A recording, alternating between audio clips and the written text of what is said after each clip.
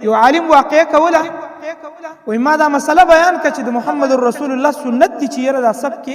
خپل خپل سره ملو شي و یو کس ورپسې خندا وکړه چې دا څنګه سنت دی په دې کې فائدہ څه ده وای ما ورته ویلي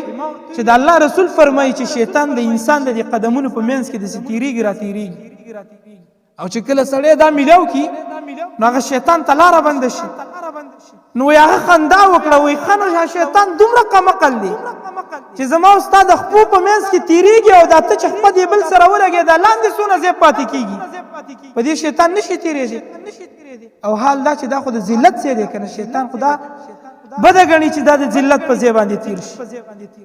وای په دې پسې د خندا وکړه وای زما په دې سره کې سم درد پیدا شو چې الله خو دې راهونی څه په دې عمل باندې تا د محمد رسول الله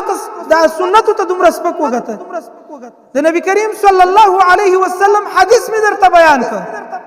دا سنت می درته بیان کړ تا ته دومره سپک ښکار شو چې خندا دې ورپسې وکړه